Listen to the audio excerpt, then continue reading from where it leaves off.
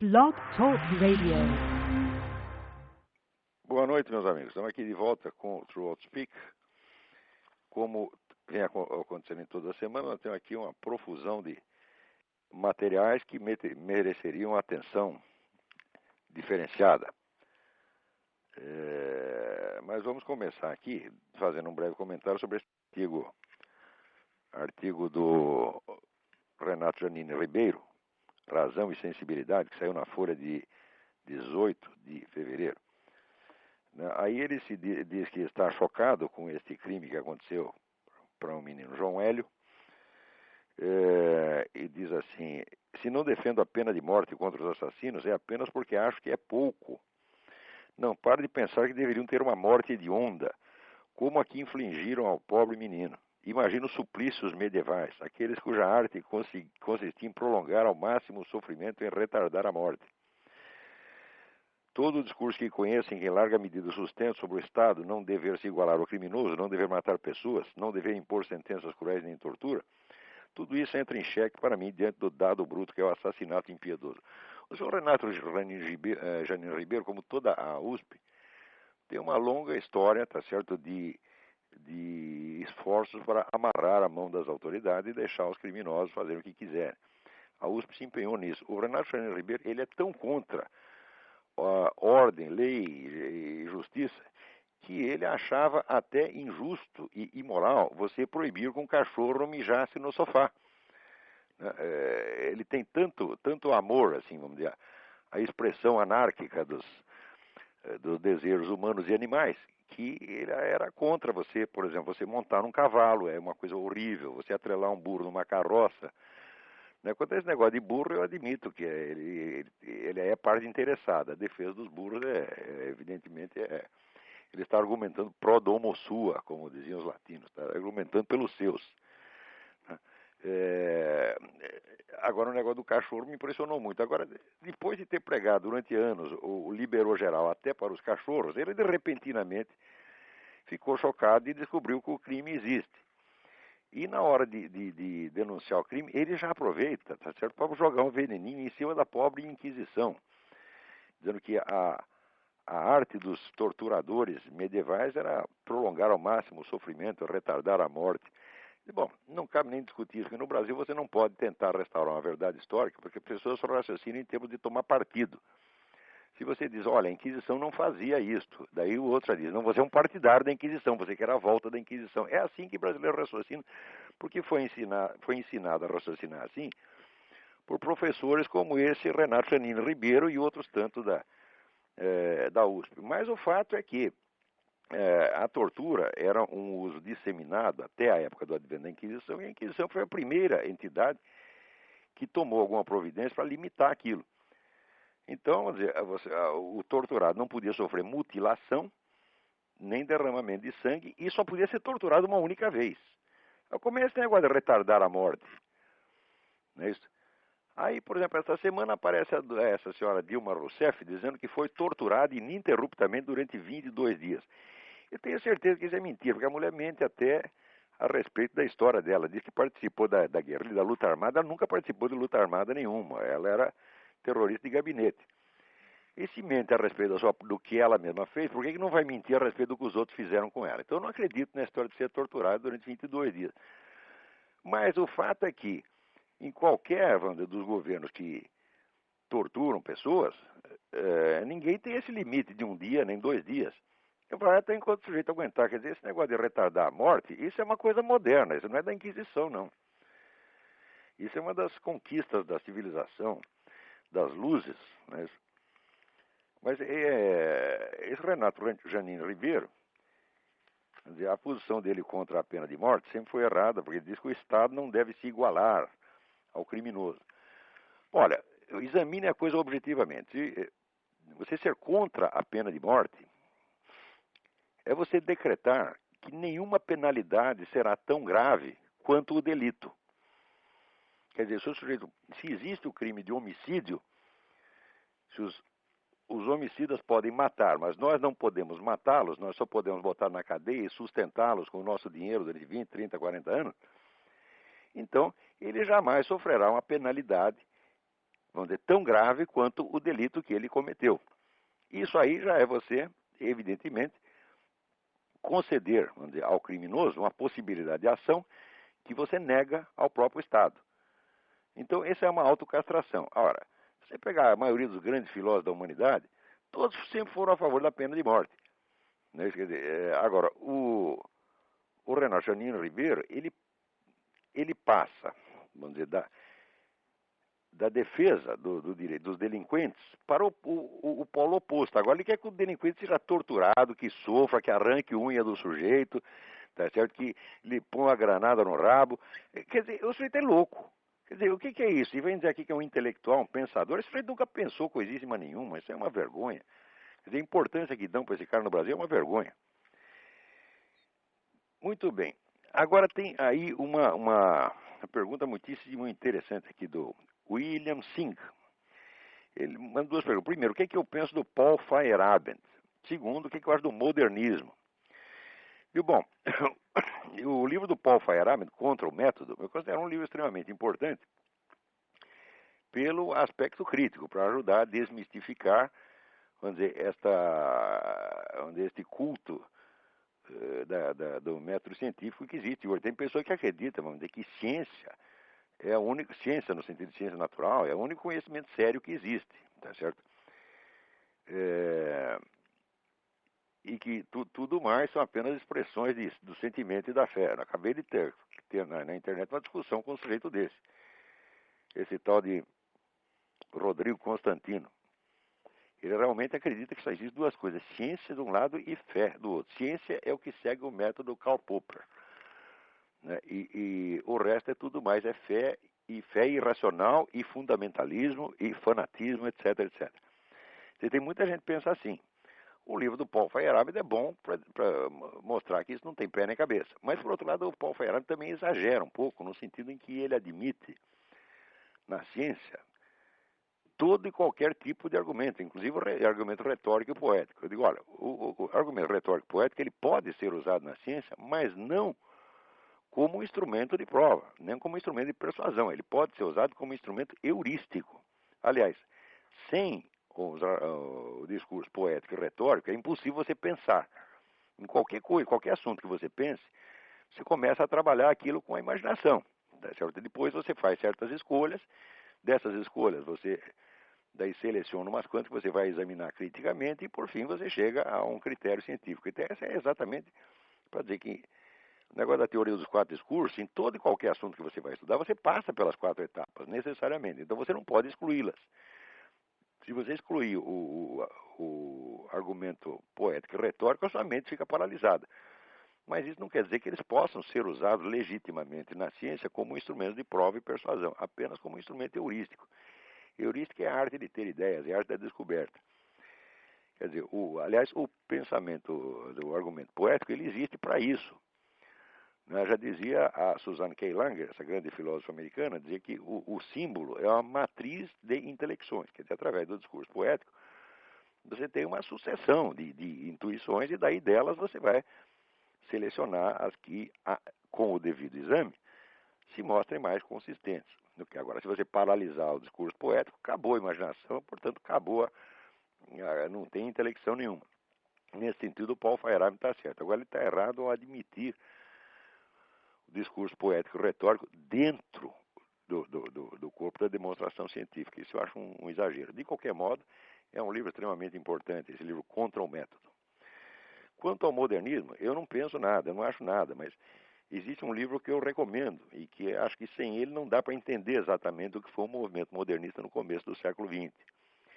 Esse livro chama-se Rites of Spring, Ritos da Primavera, do historiador Modris Eksteins.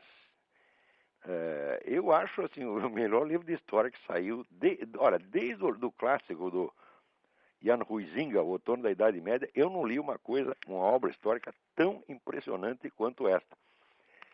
Impressionante, vamos dizer, pelo volume de informações que ele consegue articular e pela profundidade da interpretação que faz dos documentos. E ali ele mostra, vamos dizer, primeiro, que o livro é sobre a Primeira Guerra Mundial, ele mostra que o que estava em jogo ali era de fato a revolta modernista, encarnada sobretudo pelos alemães, contra uma concepção mais conservadora da ordem europeia, representada no caso pela Inglaterra e a França. A tese é muitíssimo bem demonstrada, eu acho que não tem como escapar disso. Então a Alemanha, no caso, aparecia como o grande difusor, vamos dizer, da rebelião modernista, né, e irracionalista, seria o caso da rebelião romântica, tá certo? Que é um aspecto da Revolução que voltaria a aparecer depois nos anos 60. Né? Isso aí encaixa muito bem numa tese mais geral que eu tenho, que é a da unidade do movimento revolucionário. Desde que surge o movimento revolucionário, ele começa a surgir com aquelas seitas messiânicas no século XIV, XV, mas ele se perfila como uma unidade autoconsciente a partir do iluminismo. Eu digo unidade autoconsciente porque cada geração de revolucionários se refere conscientemente à sua antecessora e vamos dizer, se reconhece como participante de uma tradição histórica. Então, é possível você traçar a história do movimento revolucionário desde o iluminismo até hoje apenas na base da autorreferência que os autores revolucionários fazem. Quer dizer, não é uma interpretação que eu estou dando, é a própria autoimagem do movimento revolucionário que eu estou expondo. E existe uma característica histórica recorrente que é a seguinte: quando a camada mais recente da ideologia revolucionária começa a falhar, começa a fazer água, começa a se desmoralizar, automaticamente uma das camadas anteriores é trazida à tona de novo para revigorar o espírito revolucionário declinante. Um exemplo que eu dei num artigo recente foi justamente esse, que quando teve o relatório Khrushchev em 1956, desmoralizando o establishment soviético, então o que aconteceu? Houve uma crise de credibilidade no marxismo. Automaticamente surge a nova esquerda nos Estados Unidos, que trazia uma forte inspiração, vamos dizer, irracionalista romântica. Tá certo? Com o negócio das drogas, liberação sexual, feminismo, gay, etc, etc. Tudo isso fazia parte, vamos dizer, da rebelião romântica. A rebelião romântica, por sua vez, tinha duas fases. A inicial, que foi no começo do século XIX, com Jean-Jacques Rousseau, e o movimento modernista, sobretudo da Alemanha, no começo do século XX, justamente esse a qual está se referindo o Modus Extens.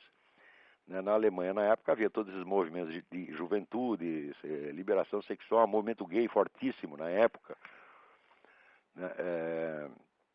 E o culto das drogas também, tudo isso apareceu na Alemanha nesse período também. Reapareceu na Alemanha nesse período.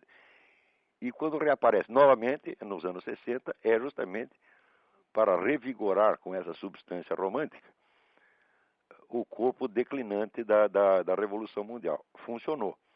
Mais recentemente, após a queda da União Soviética, aparece de novo, vamos dizer, um estado de espírito negativo entre os líderes revolucionários, estado de espírito do qual dá testemunho esta carta das Farc, enviada à 13ª reunião do Foro de São Paulo, né? E ali a gente vê que logo após este choque que foi a queda da União Soviética, aparece o quê? Aparece um neo-iluminismo. Quer dizer, o iluminismo como primeira camada histórica do movimento revolucionário, ele reaparece agora para enxertar novas forças no corpo da Revolução Mundial. Então, de repente, reaparece de novo um monte de neo-iluministas, né? O Renan Chanini Ribeiro, aliás, é um deles. O outro aí é o Sérgio Paulo Rouanet. Mas isso apareceu no mundo inteiro. Todo mundo, de repente, retira do túmulo, né, as múmias, velhas múmias, Voltaire, Diderot, né? Aquele bando de charlatães miseráveis do iluminismo, né? Mentirosos até a demência, e que já estavam, de certo modo, dentro da história do movimento revolucionário, eram considerados superados. Marx os considerava apenas antecessores burgueses dele mesmo.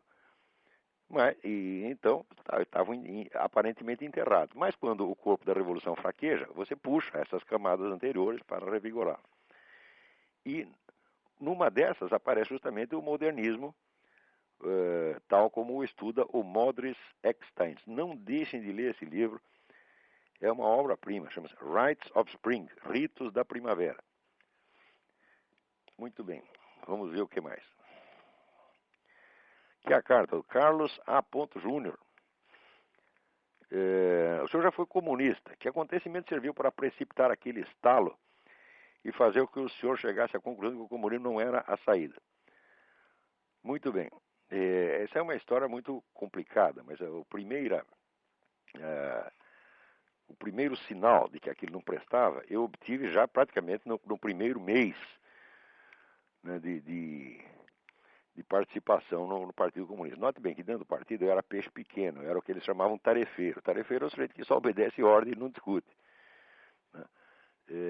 Mas acontece que o próprio sujeito que me cooptou para entrar no partido, o sujeito me cooptou, nós entramos, havia uma base comunista ali na Folha de São Paulo, nós tínhamos nossas reuniões, nossas atividades, mas logo em seguida aparece um sujeito muito sinistro do comitê estadual, dizendo o seguinte, olha, o companheiro fulano de tal, ele arrumou uma amante que nós temos razões para suspeitar que seja agente do DOPS. Então, nós temos que isolá-lo durante algum tempo, enquanto nós investigamos esse negócio. E simplesmente delegou 3 voluntários, entre os quais este que vos fala, para localizar um lugar onde depositar o sujeito. Em suma, era quase um cárcere privado, né? E, naturalmente, nós fomos, não fui eu que achei, mas um dos 3 acabou achando um barraco numa favela, que eu lembro que você andava até o zoológico de São Paulo, depois andava mais outro tanto e mais outro tanto. É um lugar que eu nunca mais conseguiria achar. E depositamos o sujeito lá, e de vez em quando íamos lá levar cigarro para o sujeito, né? Eu sei que passou um tempo, né? Daí eu fui desligado dessa missão e esqueci o assunto. Daí estou eu um dia lá nessa época eu trabalhava no jornal Notícias Populares, que é jornal sangrento, que pertencia à Folha de São Paulo. E estou eu lá sentadinho e escuto 2 companheiros do partido, um dizendo para o outro assim, sabe quem estava aí na portaria? Aquele filho da puta do fulano de tal, que era justamente aquele que me havia convidado para entrar no partido. Nós não deixamos nem entrar no edifício. Em suma, o sujeito, por uma suspeita que ela jamais se confirmou, ele tinha sido excluído não somente do partido, mas excluído da profissão. Passa mais um tempo, estou eu lá tomando um cafezinho num bar na frente da Folha de São Paulo, e entra o sujeito magro, barbudo, esfarrapado, um verdadeiro mendigo. E vem falar comigo. E eu, como bom militante, leal ao partido, virei as costas, o cara não quis nem conversar com ele. Foi uma semana depois que eu comecei a pensar, falei, olha, não só eu sou um filho da puta, mas todos esses são filhos da puta. Quer dizer, isso aqui é um ambiente de uma moralidade baixíssima, no fundo, tão ou mais repressivo do que aquela ditadura que ele condena. E eles vivem se queixando de que são excluídos e são, como é que se diz, escorraçados da sociedade, mas eles fazem isso com uma técnica e fazem com uma satisfação sádica enorme. Esse foi o episódio que me botou a cabeça para funcionar. Mas mesmo assim, eu sou muito burro. Eu levei muitos anos ainda para tirar a conclusão, porque mesmo depois que eu me afastei do partido, eu estava envolvido naquela atmosfera esquerdista que domina a imprensa, dominava já naquela época. A imprensa inteirinha era esquerdista. Havia ainda naquela época articulistas de direita, importante. Eu me lembro, por exemplo, do Lenildo Tabosa Pessoa, que trabalhava no Jornal da Tarde. Ele escrevia uns artigos muito bons no Jornal da Tarde. E eu me lembro que o Lenildo era odiado pela redação inteira, pelo simples fato de ser direitista. O único direitista que não era odiado, que eu me lembro, era o Carlinhos Brickman, que era um sujeito gordo, tamanho de uma porta na altura e na largura.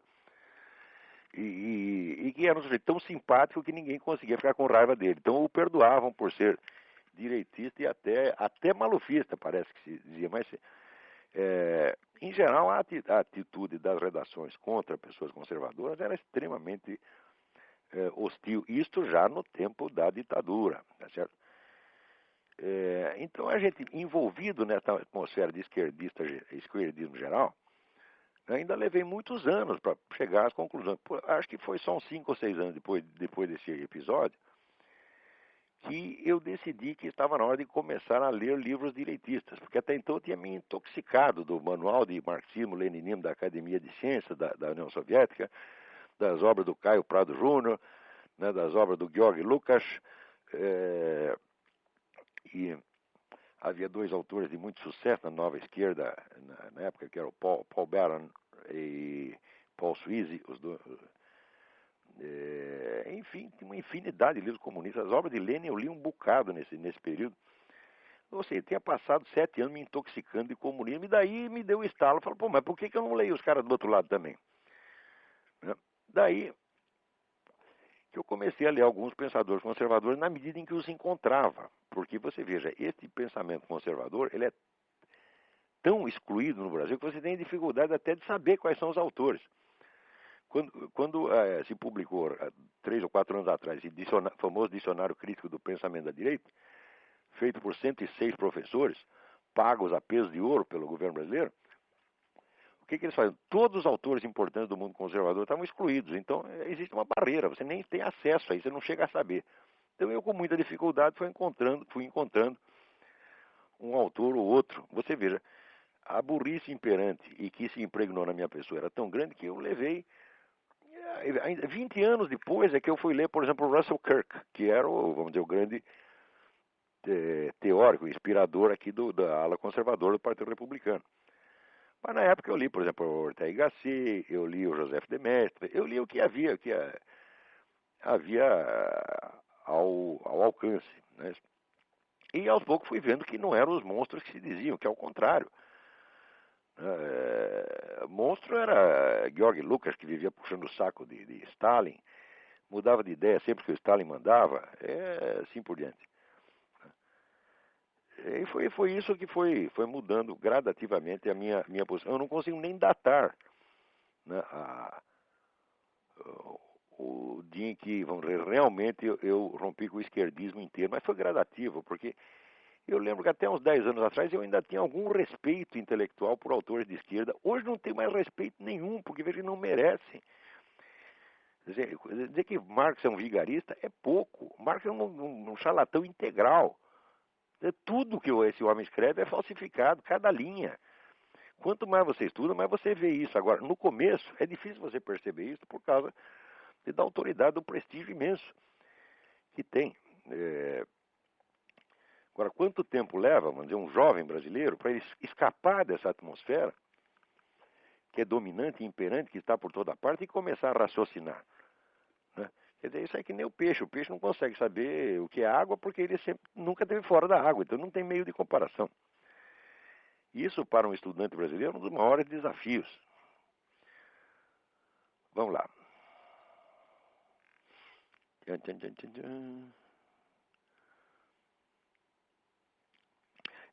Aqui, essa é muito interessante. Adriano Dal Bosco. O senhor impressiona pela sua capacidade de citar e comentar livros, sendo que muitas vezes o senhor não só cita o nome do autor, óbvio, como também puxa a frase de lá de dentro. Outro dia, se não me falha a memória, o senhor disse que um estudante sério deveria ler pelo menos 87 livros por ano. Não lembro se o número é exatamente esse. Não é exatamente 87, é mais ou menos 80. Ao que parece, o senhor se sente tranquilo ao recomendar isso, porque habitualmente supera essa marca. Supero mesmo. Sendo assim, gostaria que o senhor pudesse nos ensinar um pouco sobre o seu método de estudo. O senhor faz leitura dinâmica, faz anotações em fichas, utiliza um banco de dados no computador? Não. O que eu descobri é o seguinte, é que se você tem uma biblioteca e ela está, vamos dizer, organizada por assunto, note bem, não é organização geral. Você tem que fazer uma organização de acordo com as suas áreas de interesse ou com aquilo que você está pesquisando. Então, eu separo meus livros, não pelos rótulos gerais dos assuntos, mas pelos tópicos que eu estou estudando. Por exemplo, eu tenho uma estante inteira só de anticristianismo. Tenho outra estante a respeito, vamos dizer, dessa transição da Idade Média para o mundo moderno, onde eu localizei ali o fenômeno da paralaxe cognitiva. Então, tenho uma estante de paralaxe cognitiva. E os livros que não estão sendo usados, então, são classificados pelos assuntos, vamos dizer, estereotípicos, né? História da filosofia, religião, etc, etc. Mas o que mais interessa é a organização funcional em torno dos pontos em estudo. Se você tem isso, você não precisa fazer ficha coisa nenhuma, porque a biblioteca já é ficha, pô. Quer dizer, você usa a própria biblioteca como fichário, tá certo? Bastando você ter, onde é assinalado nos livros, os pontos que lhe interessam. Quer dizer, isso é um hábito tão antigo que eu simplesmente não consigo ler sem um lápis na mão. Eu, se tiro o meu lápis, eu fico analfabeto. Né? Eu não consigo mesmo, fico absolutamente desesperado. Né? Às vezes, quando eu ia viajar, estava no ônibus, percebi, esqueci o lápis, falo, pronto, fudeu. Agora não vou conseguir ler o livro, né? Então, assim, você vai anotando só os tópicos que te interessam. Não rabisque livro inteiro, não, você tá entendendo? Porque senão você vai se confundir. Você tem que marcar só os pontos que interessam. Né? Então, eu tenho muito livro aqui que eu vou lá com lápis, leio par, que não interessa nada. Lá no meio tem um pedacinho marcado. Esse pedacinho entra nos meus arquivos. Então, essa é a primeira coisa. E segundo, não faça leitura dinâmica, não. Leia devagar, não tenha pressa. Aí, devagar também é pressa, tá entendendo? Porque senão isso aí vai dar com muita pressa, dá ejaculação precoce, tá entendendo? Não é isso que você tem que fazer, você tem que ler para entender, tá certo? E não creia que você entendeu a página se você não é capaz de expô-la com suas próprias palavras. Quer dizer, por exemplo, o pessoal recomenda, quando você aprende uma língua estrangeira, que você passe a raciocinar nela. Eu não faço isso de maneira alguma. Tudo que eu leio, em inglês, francês, italiano, espanhol, até um pouquinho de alemão, eu leio alemão com muita dificuldade, mas leio. Tudo isso eu traduzo mentalmente. Por quê? Para ter a certeza de que eu apreendi a ideia. Entendeu? Então, quer dizer, eu vou devagar. Agora, o devagar também é pressa. Tá entendendo? Se você vai com interesse de ler, também você não pode esquecer aquela recomendação do Antonin Saint-Exupéry no livro A Vida Intelectual, que ele diz que existem vários níveis de leitura, tá certo? Existe a leitura formativa, a leitura informativa, quer dizer, a leitura de inspiração e a leitura de divertimento. Então, quer dizer, em geral, eu estou com alguns livros que são centrais para o que eu estou estudando nesse momento, e esse livro eu não me incomodo de levar 1 ano, 2 anos para lê-lo. E em volta, quando eu canso disso, eu vou lendo outras coisas mais rapidamente, pelo menos para me informar sobre o que são os livros. Se algum dia eu precisar voltar a eles, eu volto. Por exemplo, eu estou aqui no livro The Ecumenic Age, a Era Ecumênica, do Eric Fögling. Eu acho que eu estou com esse livro, já é o segundo exemplar que eu tenho do mesmo livro. Eu estou lendo esse livro faz uns 3 ou 4 anos, porque toda hora eu volto a ele. Tá entendendo? Tanta coisa que tem lá dentro, e cada vez que eu volto lá, eu descubro que tinha maiores profundidades que eu não tinha pegado. Outra coisa que eu recomendo para você é o seguinte: não discuta com o autor enquanto você está lendo. Aceite tudo como se fosse a mais pura verdade. Tá certo? Quer dizer, raciocine como ele. Faz como você faz quando vai ver um filme. Um filme, o que é? Você assistir um filme é como se fosse um sonho. É você que está sonhando. Quer dizer, na hora que você vê aquelas imagens fluindo, você está assistindo aquilo como se você estivesse sonhando. Então você assume o sonho, você não critica o sonho. Né? Depois que você acorda, que você vai ver se aquilo é possível ou não é possível. Então, eu, quando estou lendo o livro, eu me deixo impregnar inteiramente por ele, sem medo de ser enganado. Por quê? Porque se o sujeito estiver enganado, isso aí vai aparecer mais cedo ou mais tarde. No mínimo, você lendo vários livros, você se deixando impregnar por influências diferentes, elas mesmas, elas se compensam umas às outras, tá entendendo? Então, vamos dizer, a confiabilidade, a ausência de desconfiança é muito importante. Então, é mais importante você saber onde o autor tem razão, não importando se ele é Karl Marx, São Tomás de Aquino, Eric Fögling ou Aristóteles. Né? Outra coisa, aqui até a minha mulher está me lembrando, passou aqui um bilhetinho. Lembra, quase, vamos dizer, uns 80% do que eu estudei na vida foi assim, em intervalo de trabalho, em ônibus, em sala de espera. Onde quer que eu vá, eu tenho horror de fila, eu tenho horror de ficar esperando sem fazer nada. Então eu ando com 2, 3 livros para todo lugar que eu vou por uma mera questão de precaução. Vai que o nego me bota numa fila, eu já tenho o que fazer. Né? Então, quer dizer, esse trabalho constante. Né? E tudo depende, no fim das contas, a coisa fundamental em qualquer estudo é o interesse verdadeiro, tá certo? É que determina a sua capacidade de estudo. Não é o seu QI, tá certo? O meu QI, pelos testes, ele não é baixo, ele é, pelos testes, 147. Mas é inferior ao da Madonna, como você pode perceber, tá certo? Mas eu tenho a impressão que esse QI aumentou, porque eu, quando era moleque, eu era muito burro. Mas o interesse verdadeiro de saber, ele torna você inteligente, entendeu? Se você quer saber mesmo, ninguém segura, entendeu? Então, sempre o interesse. Outra coisa, não estude coisas só por obrigação exterior, fuja disso, né? Só estude aquilo que você tem realmente interesse. Bom, esse não é um método, é apenas algumas dicas soltas, tá bom? Espero ter ajudado em alguma coisa.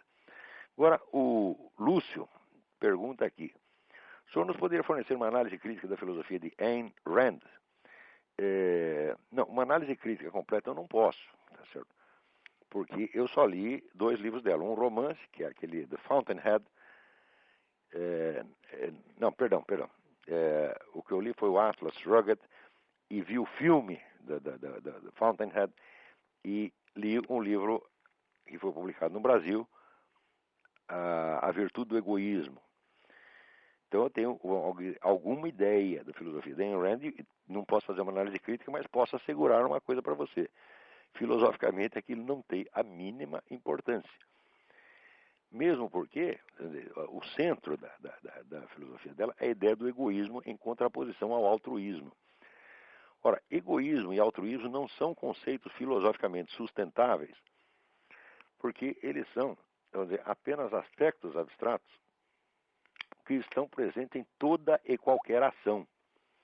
Tá certo? Por exemplo, se você perguntar quando Jesus Cristo se deixou crucificar para salvar a humanidade, né, ele foi altruísta ou egoísta? Aparentemente foi altruísta, porque está se sacrificando pelos outros. Mas acontece que esses outros, né, ele sendo realmente o Logos encarnado, ele sendo Deus, então essa humanidade pertence a ele. Então, vamos dizer, ele estava cuidando das suas propriedades.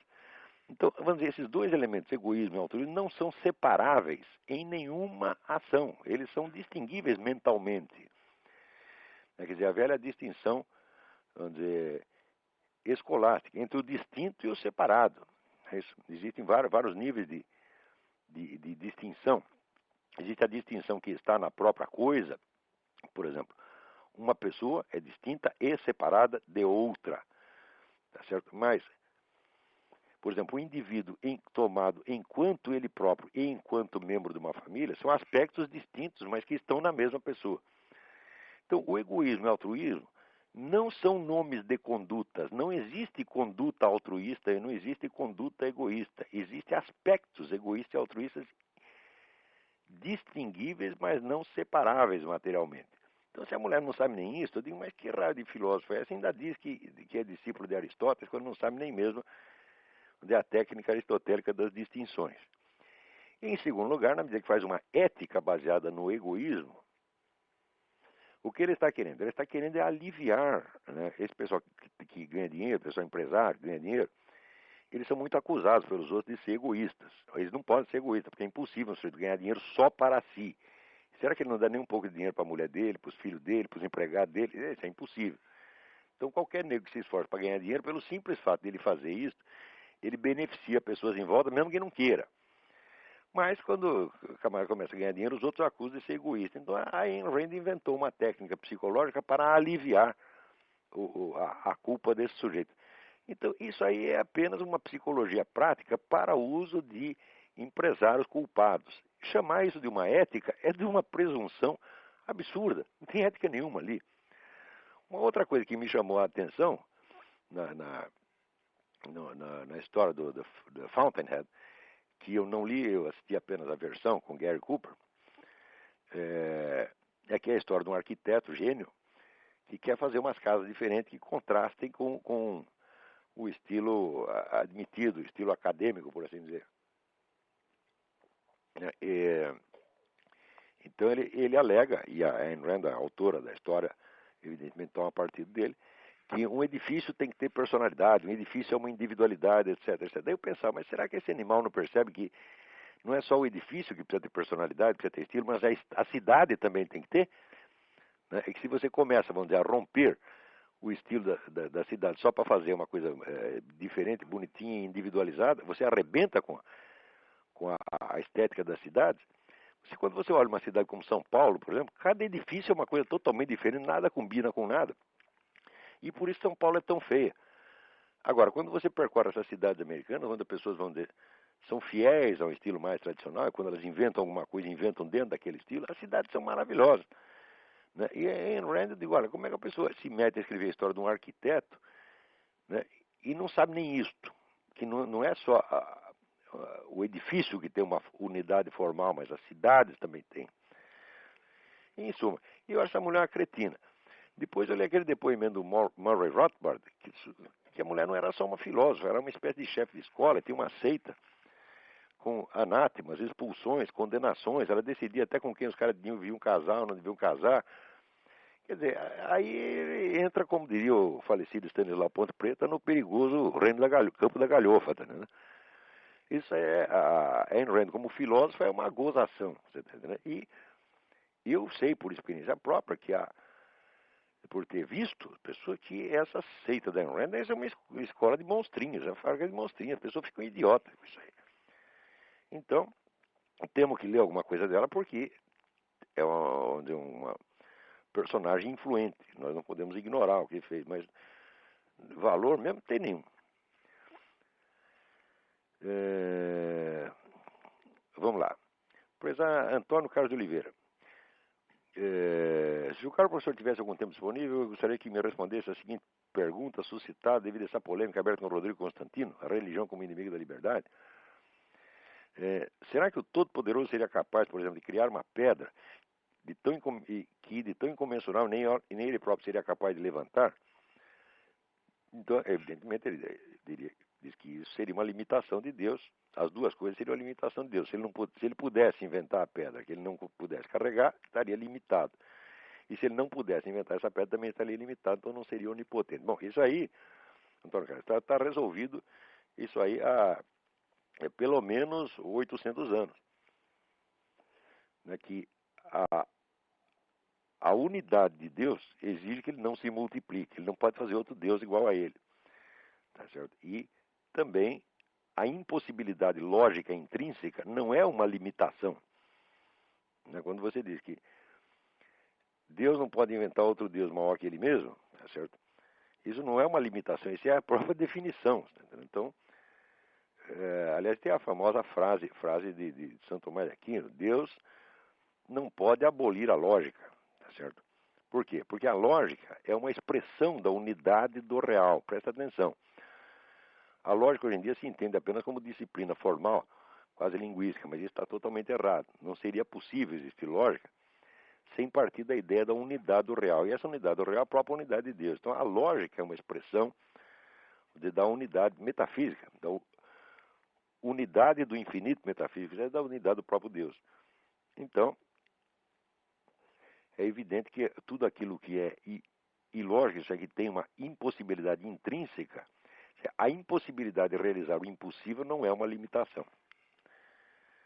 Vamos ver.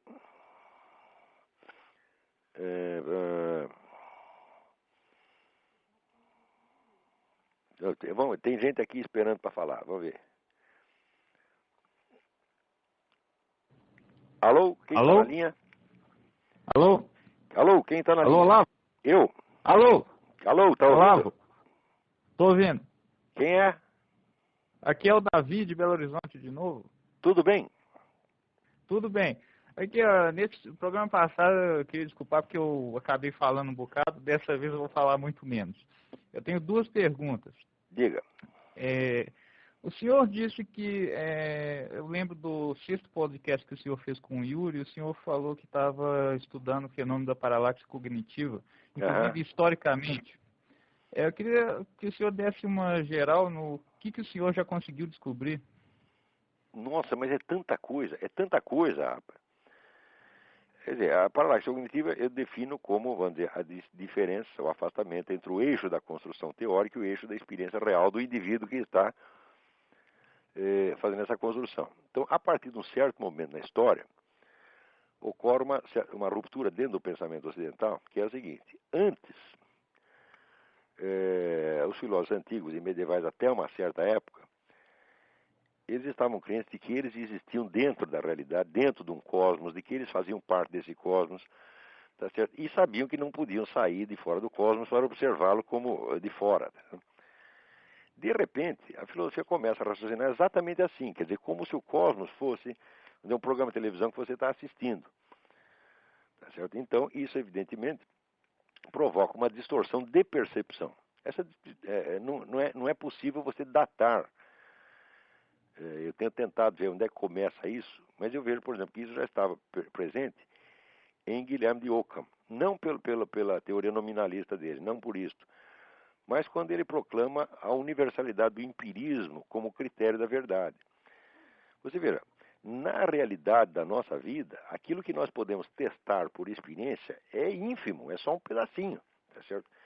Então, Aristóteles dizia que todo conhecimento vem de outro conhecimento, que provém de outro conhecimento, e de outro, e de outro, e de outro. Ou seja, existe uma tradição de conhecimento na qual você se insere, você é apenas mais um. E você vai examinar só um pedacinho do conjunto e vai acrescentar o seu pedaço lá. De repente, o Ockham coloca o filósofo como se fosse um fiscal da ciência universal, que tem que, vamos dizer, colocar tudo em teste. Então, o empirismo, ele é fácil de você proclamar o empirismo, mas é impossível de você praticá-lo. Você só pode ser empirista com relação a uma parte ínfima da realidade. E, evidentemente, o Ockham não percebe isso. Ele acredita que ele é empirista. Qualquer sujeito que diga que é empirista, ele está mentindo. Ele só pode ser empirista com relação a um pedacinho da realidade. O resto ele vai aceitar, vamos dizer, consensos tradicionais, ou o que é pior, até consensos contemporâneos. Tá certo? Então, nós não podemos. E quando chega com Descartes, ele negócio da dúvida universal, você vê, o indivíduo coloca a dúvida universal, ele coloca o universo entre parênteses e coloca fora como se fosse Deus. Isso é fácil de falar, mas não dá para fazer.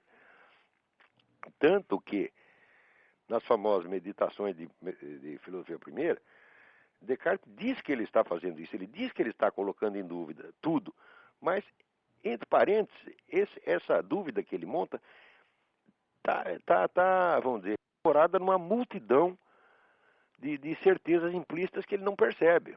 Então, aí você vê que já existe uma diferença entre o que o sujeito está vivendo realmente e o que ele está teorizando. E essa diferença ela vai se aprofundando e se tornando cada vez mais invisível à medida que o tempo passa. Tá certo? E isso vai destruindo a inteligência filosófica no Ocidente. É por isso que você... Só uma parte, isso não é uma questão de malícia, então? O cara não faz isso por mal? Olha, é difícil você dizer isso porque a burrice é uma forma de malícia, né? E a burrice, quando passa num certo limite, ela é pecaminosa, tá entendendo? Quer dizer, você não tem o direito de acreditar em certas coisas porque elas estão abaixo da dignidade humana. Elas estão abaixo, sobretudo, estão abaixo do patamar de conhecimento já alcançado pelas gerações anteriores. Quer dizer, eu noto nessa coisa do empirismo de Guilherme de Ockham uma cegueira, um escotoma, como tem uma mancha no olho, o cara não enxerga um pedaço, entendeu? Eu não posso dizer que seja uma coisa moralmente inócua. Está entendendo? Porque pecar, todos nós podemos pecar, pecamos incessantemente, mas você não pode pecar contra o Espírito Santo. Tá entendendo? Quer dizer, uma obstinação contra a verdade é um pecado contra o Espírito Santo.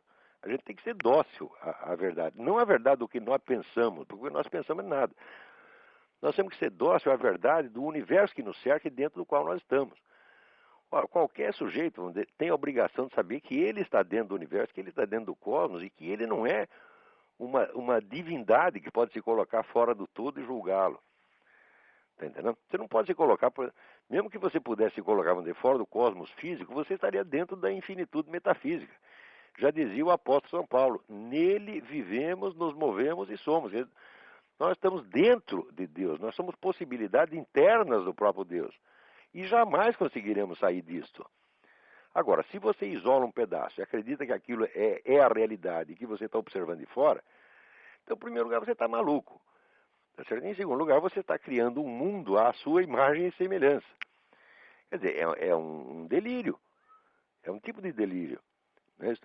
Por exemplo, essas pessoas que fazem uma filosofia sobre a meta da história. Eu digo, como a meta da história? Depois de alcançar a meta da história, a história vai acabar? Quer dizer, você sabe o dia que vai acabar a história? Nenhum de nós sabe. Nós estamos dentro de um fluxo de conhecimento que nós não sabemos exatamente como começou e muito menos sabemos quando vai terminar. Portanto, nenhum de nós pode falar do sentido integral da história. Só podemos falar de sentidos parciais dentro de uma civilização, dentro de uma sociedade. O sentido global da história é absolutamente inapreensível. Não faz sentido isto. Como diria o Rock Balboa, né? Como é? Como diria o Rock Balboa, it's not over until it's over, né? Exatamente. Não. Agora, quando é que vai acabar? Essa é a pergunta. Se você não sabe quando vai acabar, você não sabe qual é o sentido. Porque uma vez que um determinado sentido se realizou, a história continua e aparece outro, e outro, e outro, e outro, e outro. É isso. Essas pessoas que aparecem com teorias universalmente explicativas. Agora acham que a teoria de evolução explica não somente a variedade das espécies animais, mas explica todas as formas de cultura, a história humana inteira. Isso é uma bobagem. Uhum. Quer dizer, a proposta já é imbecil por si mesma. Quer dizer, e é claro que a investigação empírica da história comprovará que tudo isso é falso. Não que esse aspecto não exista. Ele existe, mas ele está dentro de 1000 outros. Então, aí começa a haver uma espécie de guerra da inteligência humana contra a complexidade do real. Você tá entendendo? Então, o homem perde aquela docilidade ao real, que é tão característica dos filósofos antigos, de Aristóteles, próprio São Tomás de Aquino, tá entendendo? Que sempre que as coisas desmentem o que ele está dizendo, ele aceita. Quer dizer, a realidade tem autoridade sobre a filosofia dele, né? Sim. Bom, a minha segunda pergunta e última eu ouvi alguém falando que o senhor seria gnóstico, mas agora que eu vi algumas coisas recentes, isso não parece ser verdade. A minha resposta, gnóstico é a puta que eu pariu, ponto final. Assim, não o senhor pode, então, com isso. O senhor pode me dizer, então, por onde que passa essa história de gnosticismo e agnosticismo? É um negócio meio estranho isso. Quer dizer, quem começou com isso foi a história do Orlando Fedeli, mas o Orlando Fedeli não bate bem os pinos, eu cansei de discutir com ele. Eu comecei a discutir a sério, levei o homem a sério que me parecia um homem honesto, né? Então, honesto ele até é, mas o raciocínio do cara é tão infernalmente circular que eu acabei vendo que eu estava dentro de um fenômeno psicótico e discutir com um cara desse não tem fim. Você entendeu? Então, o objetivo ali não é científico, quer dizer, você tem certas tomadas de posição doutrinais, quer dizer, a interpretação que ele faz de certo ponto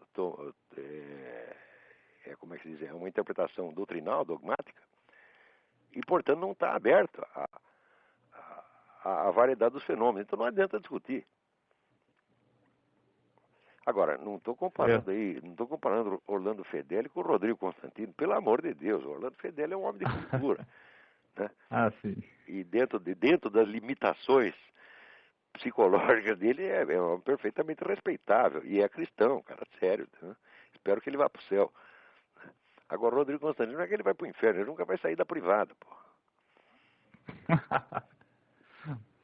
Não, tudo bem, então, Olavo. Que eu vou desligar. Deixa eu ver se tem mais alguém aí. Obrigado. Alô? Olavo? Eu? É o Luiz Gamboja, aqui de Minas Gerais. Oi, tudo bem? Tudo bem? Tudo bom. No programa passado estava falando da inveja, né? Aham. Aí estava falando que a inveja no Brasil parece que é norma, né? Nossa, é a cultura da inveja. Aí veio a pergunta seguinte: a inveja, ela só prejudica por uma espécie de conspiração? Ou tem algum fenômeno... Não, o grande problema da inveja é o seguinte, é que a inveja afasta o invejoso dos bens que ele deseja. Porque ele tem inveja, porque ele sente que aqueles bens não serão acessíveis a ele jamais. E quanto mais ele inveja, mais ele não é que nem o sujeito que tem cobiça. Cobiça é quando você quer um negócio para você e você luta para obtê-lo, mesmo que seja por meios ilícitos. Mas o invejoso não luta para obter os bens, ele luta para destruir quem os tem. Mas quando ele destrói o sujeito que tem, ele destrói os bens junto, então ele nunca tem, está sempre insatisfeito. Mas as pessoas em geral têm a seguinte dúvida: essa destruição seria por uma certa assim, boicote ou seria um fenômeno paranormal? Assim, o tal do olho gordo. Não, olha, existe, veja, eu não sei se é o olho gordo propriamente dito, mas eu sei que tem um elemento que é importante, que é o medo do olho gordo. O medo do olho gordo torna as pessoas vulneráveis. Se você tem medo de que o outro olhe feio para ele, tá certo? Então ele se torna, vamos dizer, ele aceita a opinião de um grupo que pode estar errado, só porque ele tem medo de ser medo do mal olhado. Quem escreveu coisas maravilhosas sobre isso foi o Jack Wheeler. Jack Wheeler é um aventureiro que tem aqui nos Estados Unidos, né? Que era um caçador de tigre, alpinista, etc, etc. E é um sábio, tá certo? A única coisa que eu discordo dele é que ele é antitabagista fanático, mas é um grande sujeito, eu gosto muito dele. E ele escreveu uma série de artigos, vamos dizer, explicando a fragilidade do pessoal conservador, direitista, liberal, etc, etc, pelo medo do olho gordo. Eles têm medo que o pessoal da esquerda olhe, né, faça cara feia para eles. E o medo do olho gordo é um dos grandes mecanismos de controle social que existe hoje. Então é a criação própria da mente da pessoa, né? Agora, pode haver um elemento espiritual aí na origem remota disso, a origem civilizacional disso, tá entendendo? Mas no caso individual não precisa ter nenhum mecanismo espiritual específico, porque já é um mecanismo, um automatismo que existe dentro da própria sociedade, já está consolidado. Né? A gente vê o seguinte, quando aparece um palhaço que nem esse governador de São Paulo, esse Cláudio Lembo, né? Tentando se fazer de bonzinho, falando mal da elite, a que ele mesmo pertence, é porque ele tem medo do olho gordo. Tem medo que o pessoal esquerdista olhe ele mal, pense mal dele. O sujeito que não quer que os outros pensem mal dele, ele já está perdido, já está amarrado, porque vão pensar necessariamente. Mas se eu fizer questão de agradar, olha aqui, eu faço a questão de agradar a minha família, de agradar a Deus em primeiro lugar, de agradar minha família, de agradar meus amigos, os outros eu quero que se fodam, tá entendendo? Eu não estou afim de agradar todo mundo. Eu não sou tão lindo assim que deva ser amado pela humanidade, tá entendendo? Eu me conformo em receber só aquele pouquinho de amor que o ser humano necessita. Né? A opinião dos outros, pode ter milhões de Rodrigues Constantinos, né, que vão lamber sabão, tá entendendo? Eu não estou querendo que todo mundo me ame. Se você quer que todo mundo te ame, você termina que nem o Hitler. Então o que é o Hitler? É um caso, vamos dizer, de carência afetiva monstruosa, quer ser amado pela humanidade. Tirando os judeus, evidentemente. Ele diz, olha, eu jogo o judeu no lixo, os outros têm que me amar. O senhor falou, você falou de uma origem civilizatória, né? Onde é que a gente pode buscar isso? Esta é uma fragilidade humana, vamos dizer, que você não consegue explicar por motivos sociais, porque ela é universal. Seria cosmológico. Então você só vai encontrar explicações de ordem espiritual mesmo, quer dizer, uma fragilidade intrínseca da alma humana. Você está entendendo? Que a expõe a ser continuamente explorada e ludibriada, tá certo? Ou por pessoas de más intenções, ou até por seitas demoníacas, que dominam massas inteiras de pessoas nessa base. Eu tenho um caso na família assim. E quem não tem? E quem não tem? Todo mundo tem. Bom, espero que tenha respondido pelo menos um pouco da sua pergunta. E tem mais gente na fila aí. Deixa eu falar com os outros então. Obrigadão, hein? Obrigado. Alô? Alô? Alô? Alô? Quem está aí? Quem está falando? Aqui é o Luiz Afonso, Olavo. Luiz Afonso, de Portugal? De Portugal. Mas que maravilha. Na outra vez caiu a ligação, não consegui mais completar na outra semana. Mas a minha pergunta é a seguinte, eu estou aqui em Portugal e eu tenho uma filha de 8 anos no Brasil. Minha pergunta é como orientar a educação dela, pelo fato de eu estar aqui, e também o que me preocupa é que ela hoje estuda em colégio particular no Brasil, mas mesmo assim eu vejo que tem doutrinação ideológica. Luiz, eu vou ser sincero com você, desculpe a minha brutalidade, mas dentro do Brasil não tem saída. É só se as pessoas se unirem, as pessoas que percebem esta coisa absurda, a situação absurda, elas tinham que se unir e elas montar escolas do jeito delas. Tá entendendo? Enquanto não tiver a coragem de fazer isso, não vai dar. Quer dizer, uma criança sozinha, dentro de uma escola que tem 1.000, 2.000, 3.000 alunos, ela está absolutamente indefesa. Nós precisamos nos unir para dar um ambiente melhor para essas pessoas. Porque, veja, eu sempre tive a sorte que eu trabalho em casa. Então eu sou uma influência constante em cima das minhas crianças, tá entendendo? Mas a maior parte da pessoa não tem isso. Então o sujeito vai sair para trabalhar, você vai ficar, se você trabalha 8 horas, você vai ficar pelo menos 10 fora de casa, você tá entendendo? E durante esse tempo, a sua criança está sob a influência da escola, da televisão, da vizinhança, né, do grupo de amigos, que é a pressão mais forte. Então, se não criarmos estruturas grupais, coletivas, para defender nossas crianças disso, como fazem aqui nos Estados Unidos, elas estão liquidadas. Essa é que é a verdade. Então, você quer um conselho, né? Leva a sua menina para Portugal e eduque a você mesmo. Quer dizer, não estou dizendo para fazer o homeschooling, porque o homeschooling não é permitido em todos os países. Não sei em Portugal como é. Aqui é totalmente permitido, né? Aqui tem um monte de gente que fez na base do homeschooling, né? Veja, mesmo se ela trazê-la para cá, eu vou ter que neutralizar a influência também da escola aqui, que tem uma série de elementos muito parecidos com... Claro, nós temos que, não adianta cada um ficar... Veja, se existe um ataque geral, onipresente e coletivo, a defesa contra isso tem que ser coletiva também. O pessoal tem que se organizar e dizer, olha, não queremos essa porcaria de ensino para as nossas crianças, então nós vamos bolar em cima do nosso modo. Mas por que esse pessoal conservador, liberal, então não trata de fazer isso? Entendeu? Quer dizer, não adianta nada a gente reclamar e não fazer nada. Quer dizer, tentar produzir um ensino melhor é algo que eu não me limitei apenas a criticar a Universidade Brasileira. Eu criei uma alternativa e provei que a alternativa funciona. Porque qualquer aluno meu de filosofia com 2 anos de estudo comigo dava baile em professor da universidade. Tá certo? Quer dizer, eu provei que não apenas falei mal do que estava errado, mas tentei fazer uma coisa melhor e a coisa melhor funcionou. Você mesmo é testemunha disso. Sim. Agora, fazer isso só no âmbito universitário é pouco. E além de mais, só tinha um nego fazendo, que era eu. Então tem que fazer desde a escola primária, tá entendendo? Eu não sou muito bom nisso, eu não posso dar grande sugestão nisso, porque eu não sou bom para educar criança. Eu sei educar as minhas crianças, dentro das circunstâncias domésticas. Numa escola, eu estaria no mato sem cachorro, não sei o que fazer para uma escola de crianças, mas deve haver gente qualificada para isso. Tá entendendo? Então, a minha sugestão é essa, reúnam-se, tá certo? Ou em Portugal ou no Brasil, reúnam-se com outros amigos, conservadores, liberais, e olha, nós precisamos dar um ensino melhor para as nossas crianças, não adianta a gente ficar xingando o ensino público, tá certo? Nós temos que criar alternativa. Quer dizer, não adianta a gente criticar o mal se a gente não faz o possível para fomentar o bem.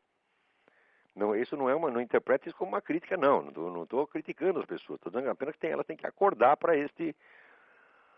essa possibilidade que elas têm. Eu tive tantos alunos que estavam na cara que tinham um talento para ensino, tá certo? Talento pedagógico, tem vocação para o ensino, então se reúnam. Agora, o problema de brasileiro é que brasileiro pode ter vocação para qualquer coisa, mas vocação para juntar com os outros e colaborar, não tem. Na Brasil, você junta 3, já começa um a puxar o tapete do outro, entendeu? Isso é que é dificuldade. A competitividade já... O brasileiro acha que o capitalismo americano é que é competitivo e malvado. Não, competitivo é o Brasil, rapaz. Aquilo ali é o caranguejo no balde. O caranguejo está querendo sair do balde e o outro puxa a perna dele, entendeu? Então, fica aí a minha sugestão. Essa questão da educação das crianças é gravíssima, mas não há solução na esfera individual, a não ser que aconteça isso que aconteceu para mim. Eu trabalho em casa há mais de 20 anos. Tá certo? Então, vamos dizer, as minhas primeiras crianças não puderam se beneficiar tanto disso, da minha presença. Mas os mais jovens puderam. Okay. Sabe que isso acontece não só na escola pública, mas na escola particular, que é o caso... Mesmíssima coisa. Ou seja... Não tem para onde fugir, né? No Brasil não tem para onde fugir. Não tem. Aqui tem muita escola boa, tem a possibilidade da homeschooling. Né? Aqui você se livra disso. Até a minha filha acabou de fazer, fez exame secundário pela internet. Tá entendendo? Então você vai tirar o diploma imediatamente. Isso aí dá para fazer aqui. Nos Estados Unidos, os Estados Unidos ainda são a terra da liberdade. O brasileiro não sabe o que é liberdade, nunca experimentou, nunca sentiu o gosto. Tá entendendo? Mesmo quando vem aqui, o idiota se fecha num hotel, tá certo? Ou fica convivendo só com o brasileiro e não entende a sociedade americana. Mas isso aqui é uma delícia, rapaz. Isso aqui mesmo, por mais safadeza que exista, você sempre tem um meio de defesa contra ela. Aqui, quer dizer, a liberdade não te é oferecida assim de bandeja, não. Você tem que lutar por ela, mas aqui eles te dão os meios de lutar. Meu plano é trazer minha filha para cá, mas isso vai demorar um tempo ainda, até que eu tenha essas condições para que... Então, reze por ela dia e noite.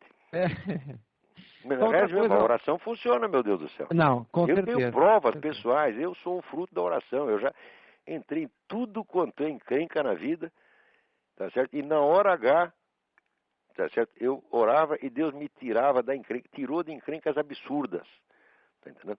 Eu sei que isso existe, eu sei eu não posso, se eu negasse isso, estaria negando a minha experiência de vida. Agora, as pessoas não querem arriscar, não querem nem tentar, porra, assim não dá.